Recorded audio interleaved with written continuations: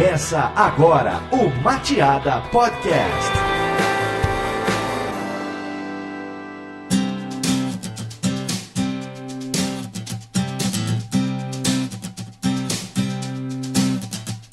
Opa, tudo bonzinho? Eu sou o Denis Andrade e esse é o Mateada Podcast e hoje nós estamos aqui para falar de freelas. Aquela galera que nos salva muitas vezes, né? Quando a gente precisa de uma mão de obra específica. É uma alternativa bastante comum para quem não quer ter aquela rotina de trabalhar 8 horas por dia. Tem muita gente aí que aproveita para viajar o mundo muitas vezes e trabalhar à distância porque o freela proporciona isso. Então a gente vai bater um papo hoje, contar as nossas histórias, dar as nossas dicas aqui, as nossas recomendações, tanto do ponto de vista de agência para quem quer contratar freelas e para o freela, né? O que ele precisa fazer para entrar nesse mercado e para conseguir jobs aí. Uma notícia triste hoje, eu não tenho aqui abrilhantando a minha mesa como de costume, não tenho hoje a presença da Karina e a presença da Bruna, mas eu tenho duas presenças muito legais aqui de pessoas que eu gosto muito de conviver, a começar pelo Juliano Kimura, onde a gente se conheceu na Com School, é um cara que eu admiro muito, é um cara referência dentro de Facebook no Brasil hoje, dono da Trianons, né? E quais são os outros projetos que tu tem aí, Juliano? Opa, Denis, prazer mesmo, é uma honra ser professor junto com você na Com School. Bom, eu tenho alguns outros projetos, por exemplo, o Social Branch, né, que é o diretório de blogueiros e formadores de opinião,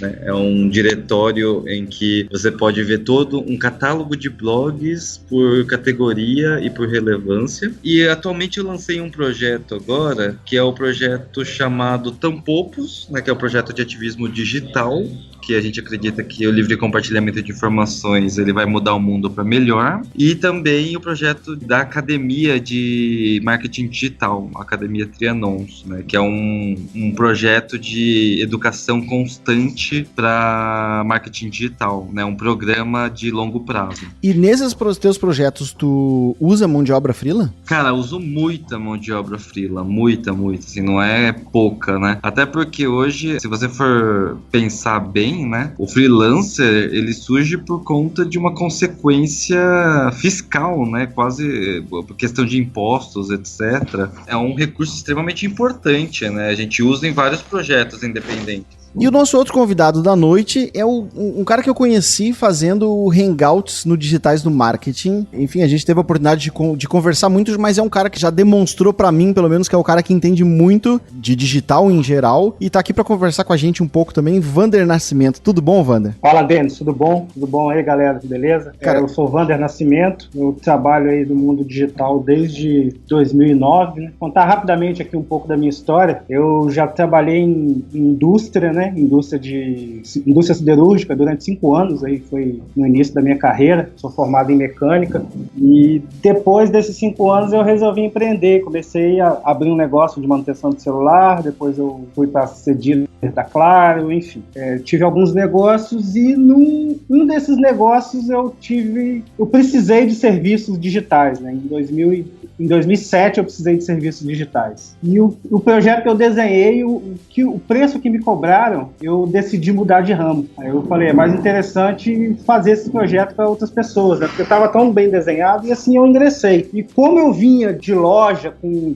mais de 10 funcionários, aquele custo fixo elevado, então eu decidi recomeçar bem pequeno, ou seja, vendendo a minha inteligência através da internet. Estou aí desde 2009 nessa estrada, né? Aí eu tenho uma agência também de SEO, específica de SEO, né?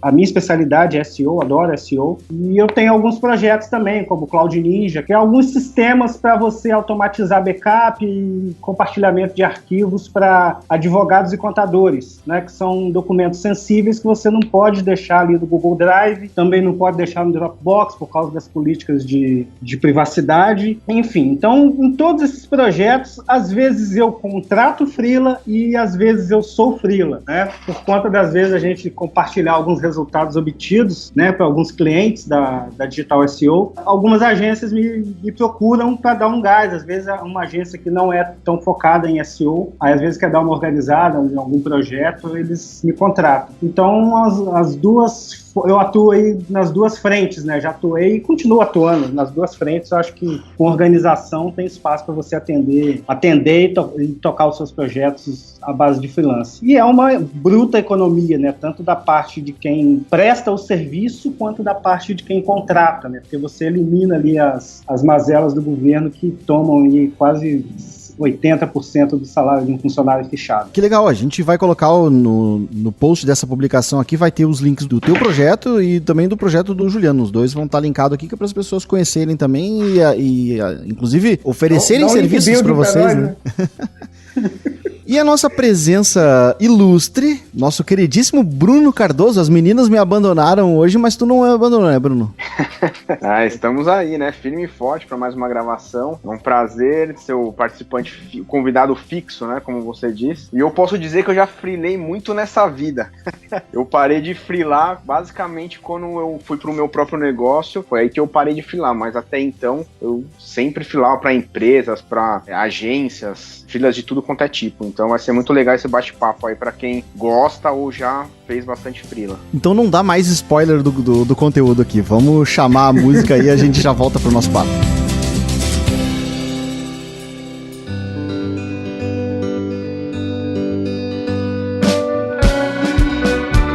Então, Bruno, tu tava contando a tua história aí, né, de freelancer, que acabou parando só quando tu foi pra abrir o teu próprio negócio, né? Sabe que a minha história, ela é bem parecida com isso também, e eu acho que muita gente vai acabar se identificando com isso, que é a empresa acaba sendo criada como uma evolução dos freelas, né? Porque eu lembro que eu trabalhava na época na SEO Marketing, e como eu tava dando aula, muita gente me conhecia do SEO por causa das aulas que eu dava, e aquilo começou a gerar negócio, começou a gerar a galera querendo contratar pra freela, fazer um trabalho pontual aqui, um trabalho pontual ali, e outras pessoas começaram a querer o meu freela de uma forma mensal, então a pessoa já tinha até um FII mensal comigo, e isso foi muito legal, porque como todo freela, ele começa como um complemento de renda, né? A gente recebe o salário da empresa, mais um complemento extra ali, que é muito, muito legal e gratificante, enfim, ajuda a engordar as contas no final do mês. Só que tem a parte negativa disso, que é a falta de tempo. Então eu comecei a sair do trabalho e ir pra casa pra trabalhar mais, e aí no fim já tava trabalhando até meia-noite, tomava banho pra dormir, no outro dia, 8 horas, tinha que estar trabalhando de novo, corria pra casa, então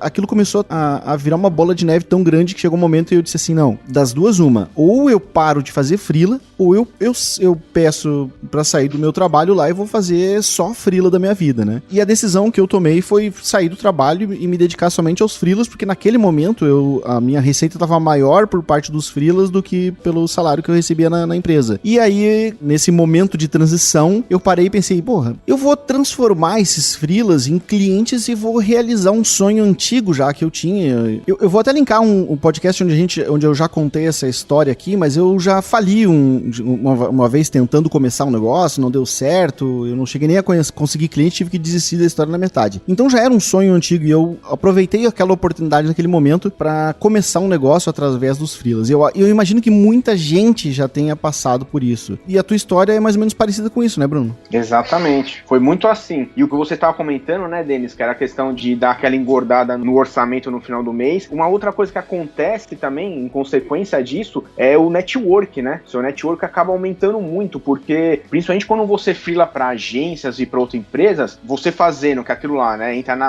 na boa prática de qualquer pessoa em qualquer profissão, fazer um trabalho bem feito, cumprir no prazo, etc. Inevitavelmente, essa empresa e essa agência vai te procurar para outros freelance, e assim vai acontecendo meio é aí que você acaba criando a sua carteira e acaba acontecendo a história como aconteceu com você, aconteceu comigo também, né, natural. Mas a gente tem um grande dilema aí, e tu falou da história do networking que ele acaba vindo, mas também tem um networking que tem que vir antes, né? A gente acaba conseguindo esses trabalhos de freelancer, geralmente decorrente de um networking que a gente tem. Então, uma das coisas que o freelancer tem que saber fazer é criar essa convivência, e muitas vezes ele tem que iniciar isso do zero, porque quando tu tá dentro de uma agência, tu vai criando um network natural pela qualidade do teu serviço, como tu mesmo falou, pra tu entrar a primeira vez dentro de uma agência, tu tem que ter tido uma convivência, né? Seja com o dono da agência lá, ou alguém que vai te indicar lá dentro, alguém que é um tomador de decisão, ou um influenciador lá que te conhece, já teve uma experiência contigo. Então, ele requer, e aí eu vou bater de novo numa tecla que a gente fala quase todo podcast, eu repito isso, mas participar de eventos e estar presente nesses lugares é fundamental para que esse networking se crie, né? E aí, claro, depois que tu criou a ligação uma vez, tu mantendo um bom trabalho, tu vai transformar isso numa coisa recorrente. É uma coisa que se você não alimenta, né, esse trabalho de você... Porque muitas vezes tem parceiros ou pessoas que trabalham com a gente que acabam virando fornecedores, né? E isso é muito comum, assim, por exemplo, hoje eu tenho uma pessoa que trabalha comigo como um braço direito, mas que ele começou como um freela, e antes de ser freela, ele foi parceiro através de uma outra pessoa, né? E aí, uma coisa que eu percebo muito, assim, mão de obra qualificada é cada vez mais raridade, né? Então, assim, na minha opinião, não falta trabalho para quem é bom no que faz. E aí o freelancer, tipo, é aquele cara que sempre tá atolado de trabalho, e normalmente o cara que é bom mesmo, ele sempre tá negando o job. O cara tá, tô sem tempo, e isso acontece, é muito comum, pelo menos é o que eu vejo com o melhor pessoal do mercado, assim, né? O pessoal que sempre mais requisitado. A gente tem dois grandes problemas, eu acho aí, que uma é a falta de qualidade, então faltam profissionais no mercado de qualidade, mas também eu acho que falta muito compromisso para muito freelancer, né? Tem cara que, enfim, não quer ter o compromisso de ir pra uma empresa, trabalhar 8 horas por dia lá e cumprir horário, bater cartão, mas ele também não é um cara que sabe se gerenciar sozinho, não sabe cumprir prazos e muitas vezes acaba prometendo coisas e não cumprindo. A gente já sofreu aqui com contratar um freela que nos deixou na mão, assim, chegou na hora de entregar, a coisa não estava pronta, falou que ia ficar pronto numa data e não ficou. Teve freela aqui que a gente já aconteceu comigo de eu pagar adiantado um freela e já faz mais de ano e o cara nunca me entregou, e tanto que eu já até desisti do projeto e simplesmente o freela abandonou a gente. Né? Então tem esse problema também, a falta de controle e a falta da garantia que aquela entrega vai realmente acontecer, né? Eu diria que esse é o maior problema nesse tipo de coisa, né? É muito comum, tanto é que ele acaba até deixando muita gente de pé atrás, assim, né? Por não ser uma prática tão, digamos assim, difícil de acontecer, né? Essa é a parte realmente complicada. O grande problema é que não são todas as pessoas que conseguem se gerenciar para trabalhar como freela. Tem perfis que necessitam de ter ali alguém cobrando insistentemente, porque isso basicamente para você se dar bem no processo de trabalhar como freelance, isso passando aí um pouco da minha experiência de prestar serviços online para diversos clientes, eu considero isso freelance, enfim, o nome não é tão importante nesse momento, mas você tem que saber se gerenciar, e para você fazer isso você tem que estudar muito, você tem que ter muita disciplina, e não é qualquer perfil de pessoa que tem essa disciplina para trabalhar sozinho, se gerenciar, enfim. Então acaba gerando muitos transtornos. As pessoas, elas veem muito o lado bom de ser freela, mas para chegar nesse lado bom, você tem que ter uma base muito sólida de gestão, de organização, de projeto, de noção de tempo de projeto para se aventurar. Assim, pessoas que, a meu ver, têm esse tipo de organização tendem a ser bons fornecedores, tá? Agora, passando um pouco da minha experiência como contratante. Tem um designer que é amigo meu pessoal, mas o cara é complicado para se trabalhar, né? Exatamente por conta disso, de prazo, de deixar na mão, também já me deixou na mão, mas é uma pessoa fantástica, maravilhosa, mas ela não consegue ter esse gerenciamento. Terminou por aí o projeto e hoje ele está bem trabalhando em uma agência, ok, né? Então ele tem que entender muito bem o perfil antes de se aventurar aí no mundo freela, né? É exatamente isso, né, Wander? As pessoas não se atentam que o freelance é isso que a gente começou falando no podcast, né? É o começo de uma empresa. Então é como se fosse uma empresa de um homem só, né, digamos. Então a pessoa não se liga que às vezes ele é uma boa designer ou é um bom programador, só que quando ele vai para esse lado, né, para esse mundo, digamos assim, de freelance, não basta ele ser só um bom programador ou uma boa designer. Ela vai ter que ser um bom vendedor, porque ela vai ter que vender o trabalho dela, ela vai ter que ser um bom negociador, porque ela vai ter que negociar, vai ter que ser um bom gerente de projeto, porque independente se ela desenvolve um layout, ou se ela desenvolve um serviço, ou qualquer o que ela vai precisar desenvolver, ela vai precisar gerenciar o tempo dela, como você mesmo falou. Então não basta ser bom no que ela sempre foi. Eu sou um programador bom e não basta eu continuar sendo um programador bom. Eu vou ter que, digamos assim, explorar outras habilidades, e aí que você vai tomar essa decisão que você comentou desse seu colega, né? Que ou você aprende aquilo e se dá bem, e aí geralmente essas pessoas acabam dando sequência na sua empresa, ou então você fala, puxa, realmente isso não é pra mim, eu vou focar nisso aqui e bola pra frente.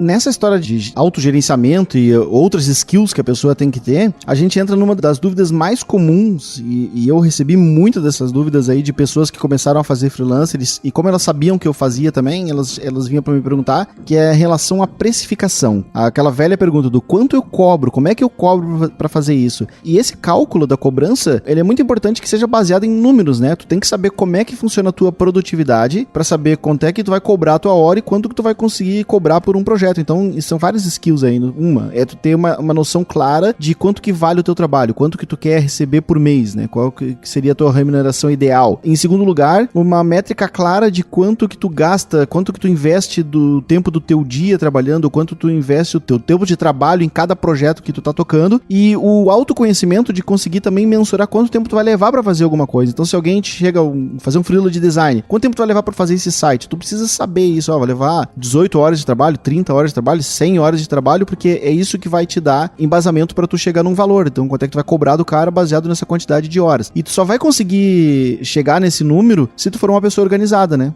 Tu tem documentação. Não só isso, né? Essa questão de você saber quanto você cobra, principalmente em serviço, ela é muito complicada. Por quê? Porque quando você tá fazendo um site, basicamente, você começa a fazer, você faz o briefing. Aí o site tá orçado pra levar, sei lá, 16 horas, ou sei lá, 24 horas, que seja. E aí o cliente começa a pedir coisas, né? Tipo assim, eu não gostei disso, não gostei daquilo. E aí minha experiência pessoal, aí já é uma coisa que acho que até foge um pouco, talvez, do freela, mas acho que os freelas podem se aproveitar dessa parte, né? Porque assim, quando você vai fazer o orçamento, você já tem que considerar quantas idas e vindas você vai ter no processo. Então, tipo assim, X horas, o briefing, a execução, primeira entrega, retorno, ajustes, debriefing. Porque o que acontece? Se não, um serviço, ele é uma coisa que, se eu levar 10 horas ou se eu levar,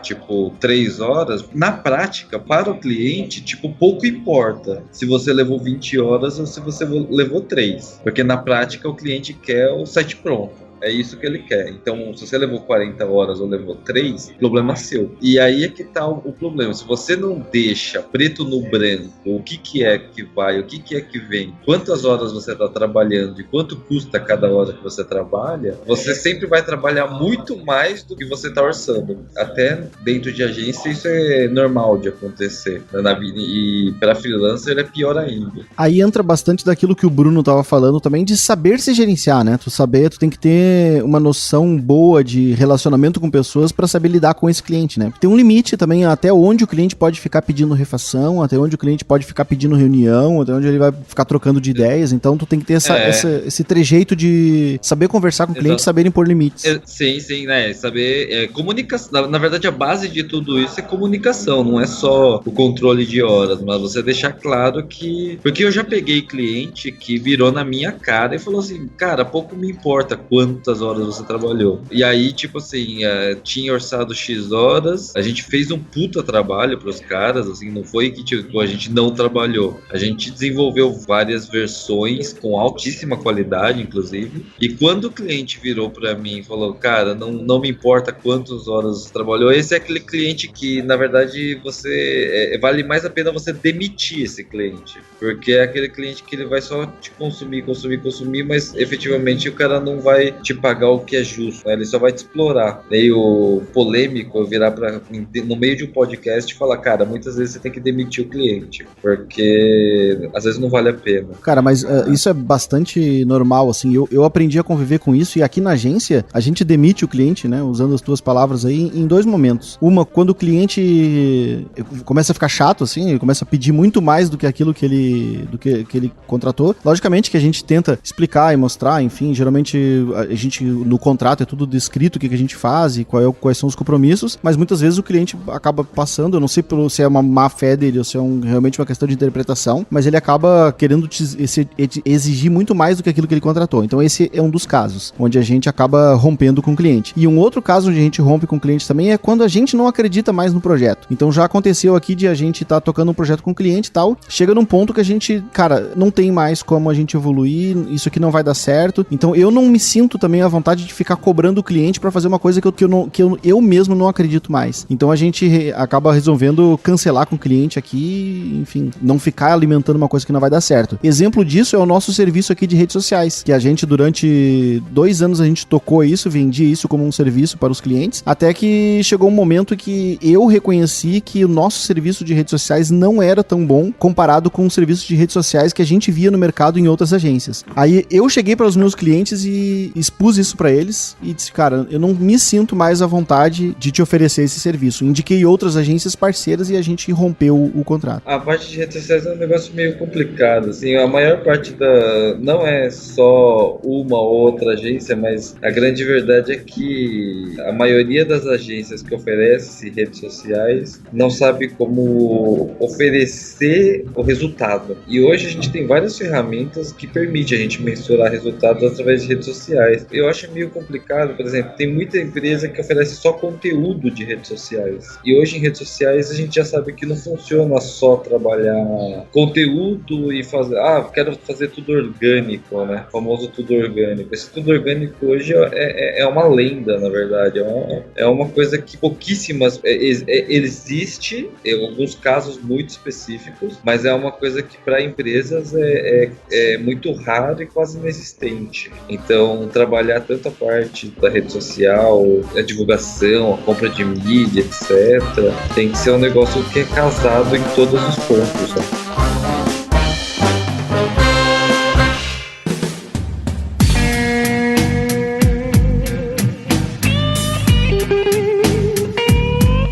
E aí, o cara conseguiu freela, conseguiu lidar com o cliente, sabe quanto é que ele vai cobrar, passou por todos esses percalços aí, chegou a hora de cobrar o cliente, né? Na hora do vamos ver lá, é o momento de receber o dinheiro, e aí a gente tem aquele velho problema de necessitar a nota fiscal. Aí o cliente pede pra gente emitir uma nota no nome da empresa para que ele consiga pagar. Hoje, existe o tal do MEI aí, que é algo que ajudou muito, né? Nas nossas vidas aí de freelancer, pra gente não precisar abrir uma empresa, porque antes a gente até falou, né, brincou aqui o fato de ser muito caro ser contratado, né, tu acaba pagando muito imposto, o governo acaba mordendo uma fatia muito grande. Mas quando se vai se abrir uma empresa também, tu geralmente tem gasto com contador, tem gasto com imposto, tu tem que pagar também para emissão de cada nota fiscal, mas aí é uma coisa que as pessoas não conhecem muito bem, que é o MEI, é uma forma de pagar um imposto relativamente pequeno, não lembro agora que suas taxas, vocês lembram que taxas são essas? R$45 por mês para quem fatura até 120 mil por ano, se eu não me engano. E na prática, tu tem mais informação aí? O que o cara, para ser um freela e ter um MEI, o que ele precisa fazer? Para ele ter um MEI, basta ele entrar no portal do... Nossa, falei agora igual o cara do governo. Basta ele entrar... Para ele ter um MEI, basta ele entrar no portal da Receita Federal, que lá tem o local indicado para ele se cadastrar como MEI, e na hora ali ele já tem o número do seu CNPJ. E ele vai recolher uma guia de R$45 todo mês e vai pagar essa guia em qualquer banco. Então ele já tem uma empresa. Para ele emitir a nota fiscal, ele tem que pegar esse CNPJ, ir na prefeitura e solicitar um alvará de funcionamento. Para quê? Para que ele possa emitir a nota fiscal do município que ele reside, que é uma nota fiscal de serviços, né? Então são dois passos. Primeiro ele tem que virar uma pessoa jurídica, um CNPJ, e depois ele ir até a prefeitura para tirar o alvará e conseguir o talonário de notas, né? Que hoje, como é eletrônico, eles te dão um login e senha e você entra no sistema e já emite a nota pelo próprio sistema. Você sabe se são 6% também o valor do imposto com base no valor emitido? Não, com base no valor emitido é o ISS. O ISS é o Imposto sobre Serviços e ele varia de município para município. Aqui no meu município, por exemplo, ele é 2%. No Rio de Janeiro, em São Paulo, se eu não me engano, é 5%, no Rio é 7%. Vai variar de acordo com o município, porque é um imposto municipal, tá? E esses R$45 que você paga na Receita Federal, ele é válido também para a sua aposentadoria, né? Quando você tiver 160 anos. E para você também, em caso de doença, você pode solicitar o auxílio doença no INSS, Aí se você morrer, sua mulher tem pensão, tem alguns benefícios, né? Porque, na verdade, isso daí foi uma grande sacada do governo de que, em vez de cobrar mais de quem já paga, vamos arrecadar de quem não paga. E aí, poxa, R$45 por mês não pesa pra ninguém. E você acaba ficando legalizado. Na hora de você apresentar sua proposta, você manda o seu CNPJ lá no cabeçalho, já tem outra recepção, né, do outro lado da mesa. Já mostra que você é um cara organizado, né? Já mostra que você é responsável. Quer dizer, na cabeça do contratante, você está dizendo o seguinte: olha, se eu fizer besteira, você pode me processar, porque tem um CNPJ que você vai me achar. Basicamente é isso. Você está tirando um pouco da... Esqueci o nome daquele argumento que a galera usa aí do marketing para vender. Não é o medo, não. Você está matando a objeção do cara, né? Quando você apresenta um CNPJ. Isso eu percebi da minha vivência, né? Eu já comecei como uma empresa. Só que eu comecei em home office porque eu não queria ter uma estrutura grande, eu queria escalar essa estrutura. Então, eu já comecei como empresa. E como eu sempre tive empresa, eu sempre pensei como empresa, tanto na parte de precificação quanto na parte de legalização. E a gente sempre observou isso. Você chega legalizado, bonitinho, com o CNPJ, recolhendo os impostos, até justifica um preço maior, né? Por conta da sua organização e por conta das garantias que você vai dar para o seu contratante. E dá para viver de freela? De freela, sim. Diria freela o quê? Serviços que você vai pegar esporadicamente, executar, você vai montar um fluxo. Eu vivo de freela. Pode-se considerar que eu vivo de freela. Tenho a empresa e a minha empresa é o meu escritório no meu home office, né? Quando eu preciso de pessoas para tocar projetos maiores, eu tenho já minha rede que eu contrato, online também, cada um no seu home office. A minha esposa, que é contadora, por isso que eu tenho um certo conhecimento dessa parte, ela atende também, o escritório dela é home office, a contabilidade digital é home office também, então ela optou por não abrir nós optamos para que ela não abrisse um escritório físico e todo atendimento online, e ela vai nos clientes para resolver algum problema, ou vai em motoboy, a gente tem um sistema de cloud também que os clientes colocam um documento numa pasta lá na máquina deles e já aparece aqui para ela, estilo Google Drive, né, do Dropbox. Enfim, e a gente conseguiu se organizar nesses anos aí que a gente está vivendo. Basicamente, a gente vive de freela. 2 filhas grandes, né, uma de 15, uma de 14 anos, escola e todas as despesas domésticas. Não é fácil, mas dá para viver. Não é tranquilo, às vezes é uma montanha-russa, né? Exatamente isso. Você tá descendo pro estômago da barriga, mas você tem que ter aquela noção de seu custo fixo ser o menor possível e você ter ali algo semi-garantido, né? Que acaba sendo a questão da contabilidade, que é algo semi-garantido, né? Você tem ali os seus clientes e você tem aquela renda mensal. Mas isso a gente começou tem 2 anos só. Antes disso era só os projetos que entravam na digital e os projetos que eu conseguia vender. Mas tá vendo, pra você que tá ouvindo esse podcast, então, que tinha milhões de dúvidas de como ingressar e como começar a fazer e trabalhar como freelancer, o Wander Nascimento já deu uma aula super avançada aí de todas as informações de como faz para abrir com o MEI, e de quebra ainda respondeu que sim, né? Respondeu a pergunta do Denis, dá para viver sim, tranquilamente de freelancer. Então, viver de freelancer é um negócio assim, durante um tempo eu vivi de freelancer, né? Só que meu freelancer era aquele freelancer meio fixo. E é aquela coisa, né? Você tem uma insegurança constante, mas essa insegurança constante é uma insegurança boa, na real, né? Porque é o que faz você se mover, se você se mexer, você não pode estar parado, porque se você não sair ali do lugar, tipo, o dinheiro não vem e ponto final, né? Então eu enxergo essa insegurança, né, esse frio na barriga como uma coisa mais positiva do que negativa. E uma coisa que eu aprendi que ajuda muito o freelancer, assim, não sei se todos, assim, mas o cara que cobra não pode ser o mesmo que executa. Isso é uma coisa que ajuda bastante, assim, me ajudou bastante, porque, legal, eu vou lá, faço o trabalho, executo, eu tenho minhas horas, mas a pessoa que faz a parte burocrática comercial, a parte mais chata, ser uma outra pessoa. né? Tipo, aí isso é uma coisa que, na minha opinião, isso ajuda bastante. Eu não sei como os freelancers de hoje em dia podem, de certa forma, usufruir, né? Assim, talvez ou terceirizar ou ter um parceiro. Cara, o que eu fazia na minha época de freelancer era usar algum sistema de cobrança justamente pra não ficar chato tu cobrar o cara, daí o cara não te pagou, daí tu tem que fazer um follow-up nele. E aí, cara, vi que tu não pagou aqui ainda e tal. Aí tu pode usar algum sistema. Eu sou muito fã, a gente usa aqui na agência, por exemplo, o Conta Azul. E aí tu pode enviar a cobrança através dele mesmo, e existem outros como o Moip também. Em vez de cobrar o cliente diretamente, usa o Moip, que daí tu cadastra uma data de vencimento e o próprio Moip fica enchendo o saco do cliente no teu lugar. Então tu pode, muito bom. Tu pode, entre aspas, se esconder através do sistema, que o sistema fica enchendo o saco do cara lá. Tem que ser duas coisas muito separadas, assim. Você ser o cara que cobra e o cara que faz, tem uma série de problemas. E isso tem a ver mais com o cliente, né? Porque o cliente se sente na liberdade de renegociar no meio do processo. E isso não dá certo, senão, sei lá, você é o executor, você não tem que estar nesse processo de ficar cobrando o cliente se ele atrasar, etc.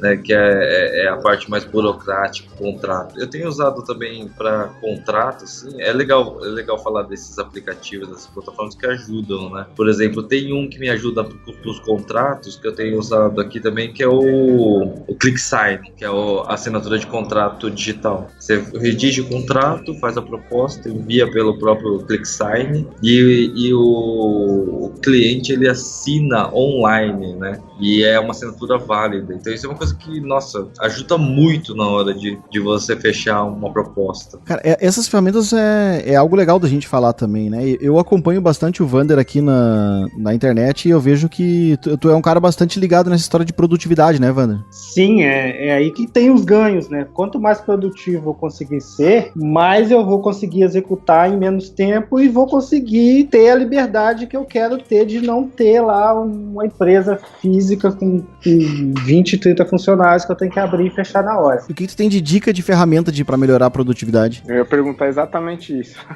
Cara, a primeira coisa que você tem que fazer é você ter um sistema aonde você vai colocar todas as coisas que você deve fazer, né? Como, vou dar um exemplo clássico aqui, que é o Todoist, que é um sistema de gerenciamento de microtarefas, né? Ele não é muito indicado para gerenciamento de projeto, apesar que pequenos projetos dá para gerenciar, mas enfim. Ele é legal por quê? Porque você cadastra ali, você divide, ele utiliza, não é que ele utiliza, ele pode ser utilizado juntamente com a metodologia GTD, do David Allen, que é interessante também se estudar. O que essa metodologia prega? Que você tem que tirar tudo da sua cabeça, colocar em um sistema confiável para que você use o seu cérebro única e exclusivamente na forma criativa e na forma de processamento. O nosso cérebro não foi feito para armazenar coisas, foi feito para processar. Quer dizer, a nossa mente consciente, né? Ela é feita para processar. Já a mente inconsciente que foi feita para armazenar. Por isso que se você tentar lembrar de alguma coisa, fatalmente você vai esquecer. E fica essa eterna briga do seu consciente com o subconsciente, enfim, não sou psicólogo para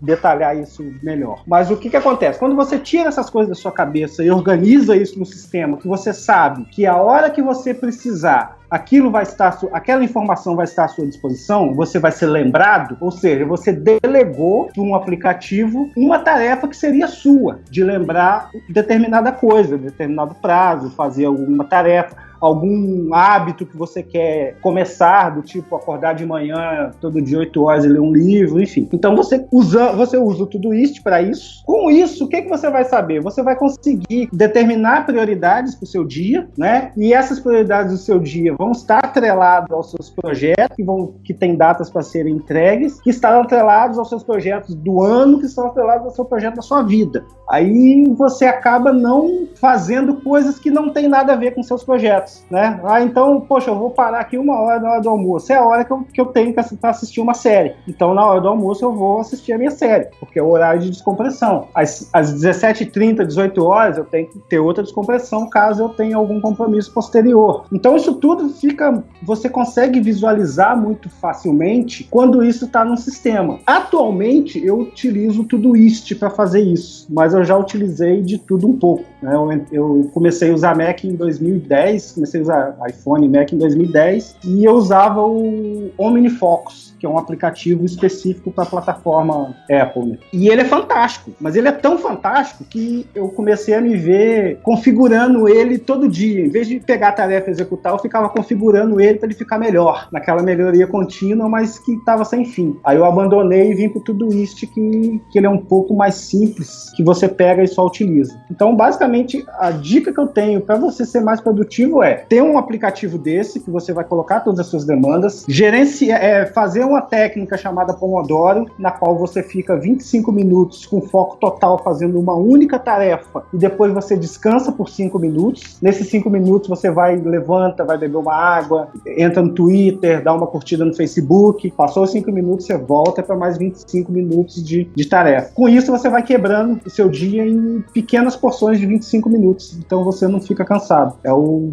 que a ciência diz que funciona e eu tenho testado isso com alguns aplicativos, com algumas automações e realmente funciona. Tanto funciona que alguns projetos meus que estavam engavetados, tá tudo saindo, tá tudo sendo resolvido esse ano. Então a dica que eu deixo aí pra galera é exatamente essa, é se organizar e delegar mesmo para ferramentas, né? Assim como foi delegado pro Moip a tarefa de ser o bad cop, né, o cara da cobrança, você tem que delegar pro Todoist ou para algum outro aplicativo a tarefa de ser o chato que vai cobrar suas tarefas no momento que você precisar delas, né? Porque não adianta também você ter aquilo tudo na sua frente ao mesmo tempo, porque o seu cérebro vai ficar confuso e você não vai fazer nada, aí você vai procrastinar. Então essas tarefas, elas têm que pular na sua frente, né? Você tem que passar por elas, ou você buscá-las ou elas pular na sua frente no momento certo. É isso, assim que tem funcionado. Mas sempre há espaço para melhoria. Pelo menos eu penso assim também. Você quer ser freelance, você tem que ter certeza de uma coisa, você vai ter que ser organizado. Se você não é uma pessoa organizada, ou se você não gosta de organização, é um grande indício que você não nasceu para fazer isso. Vai trabalhar lá com o chefe grudado no seu cangote, te perguntando o prazo, te cobrando, porque para você trabalhar por conta e freelance, que acaba sendo quase a mesma coisa, você precisa querer ser cada vez mais organizado, senão não vai virar. Essa é a minha opinião. Eu li uma frase muito interessante num livro que eu ganhei agora no Natal, que ela diz o seguinte: se você quer segurança, a segurança vai ser o preço da sua liberdade. Você nem sempre vai estar feliz se você estiver 100% seguro de si. É uma coisa que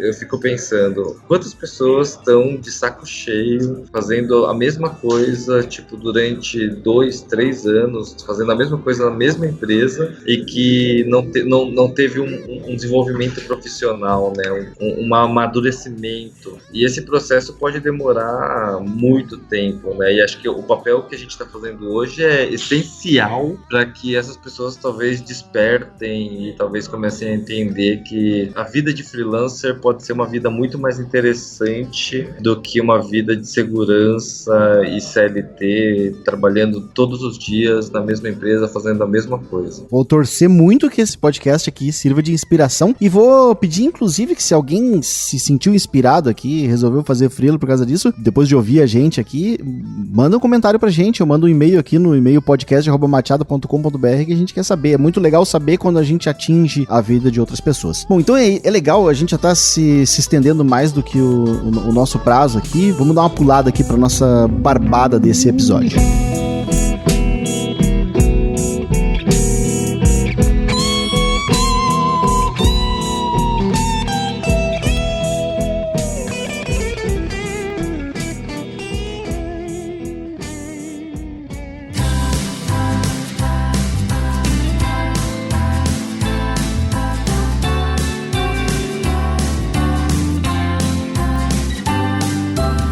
Nós chegamos aqui no nosso bloco de barbadas, né, tradicional já do nosso podcast, e hoje a Karina não tá aqui pra fazer pergunta pra ela, então eu vou ter que fazer pergunta pra ti, Bruno. Pra quem não sabe o que é uma barbada, por favor, explique. A barbada no nosso podcast é uma dica interessante aqui que elas vão poder conhecer, se for, não necessariamente tem a ver com o assunto do nosso podcast, mas pode ser um livro, um outro podcast, um software, um filme, uma série que a gente esteja assistindo que acha bacana falar, e a gente vai dar essa barbada aí pra poder expandir pra todo mundo. Tá legal. A nossa barbada de hoje, a barbada desse podcast aqui, tem a ver com o tema que a gente tá falando.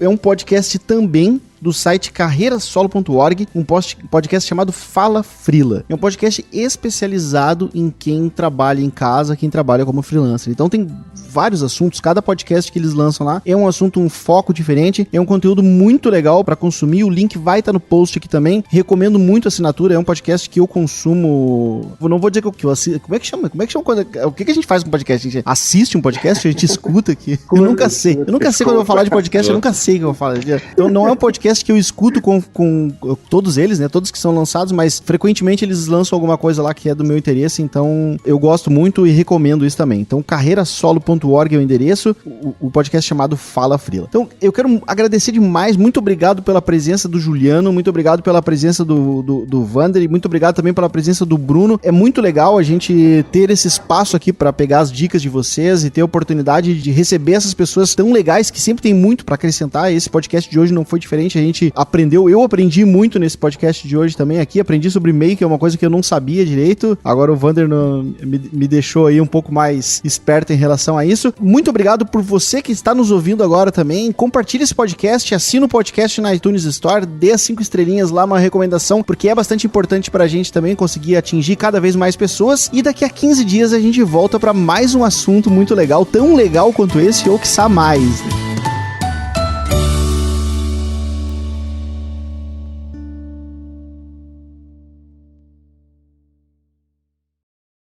Juliano, antes tu tava falando sobre motivação e eu lembrei daquela velha teoria da cenoura, né? Que é vem do desenho, eu acho, não sei, que sobe em cima da tartaruga e coloca uma cenourinha na frente dela. Mas tem muita gente que é movido pela cenourinha lá na frente e outros são movidos pela cenourinha lá atrás também, né?